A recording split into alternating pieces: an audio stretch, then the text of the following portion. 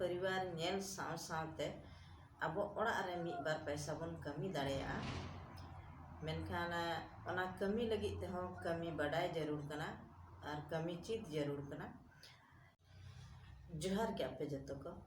नवा सावता ज्ञान official channel रे आपे जतो को सगुन दारा तेहन इन आर मिटे नवा वीडियो अगू का तबना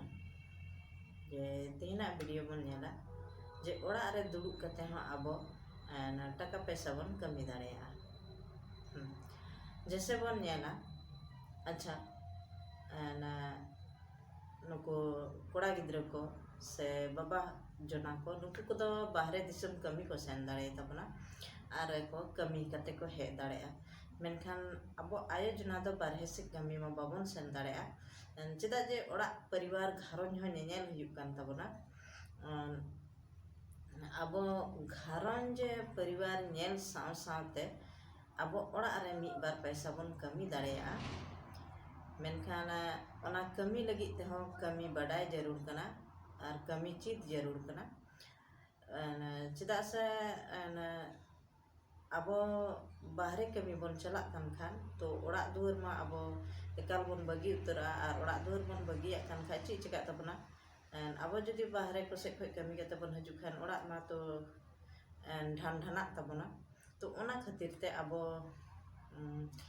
आयो जना दो ओड़ा खन कुछ कमी चीज जरूर कना जे मिद बार पैसा जेमन ओड़ा खन बन कमी दाड़ेया मा तो अब बन बड़ाया जे ची को कमी लेखान ओड़ा खन अबवा रोजी रोजगार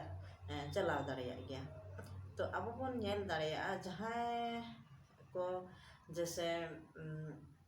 थोड़ा बहुत बन ऑल दाड़ेया खान से बांग बन ऑल दाड़ेया खान खाय तो भी अब उनकाना बन कमी दाड़ेया गया। जे अब बन नेला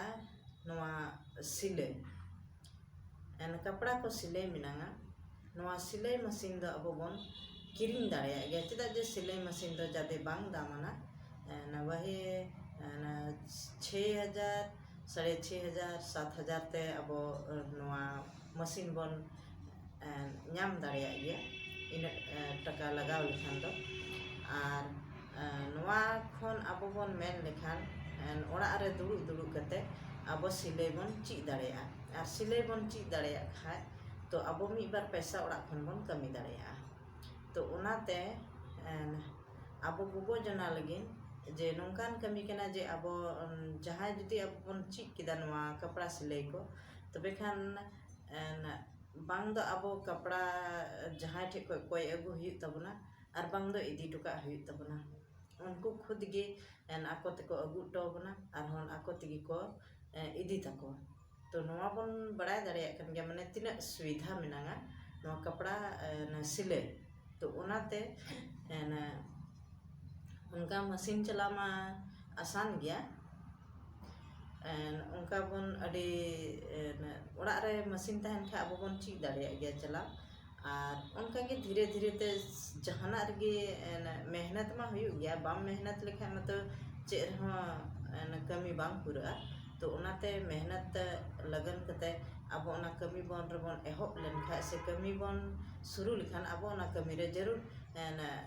बन चीज गया और ओना रे सफलता बन नाम गया। तो ओना खातिर ते आपे जतो कोठे इन मेना आयोजना जे आपे बारहे दिसम बाबन सेन दाड़े कना तो ओड़ा रे मिद बार पैसा कमी लगी दो माने अडी अच्छा कमी कना नवा दो ओनाते आपे जतो को कोशिश तबन पे जे नवा कमी ची लिखान तीरना हुनर कना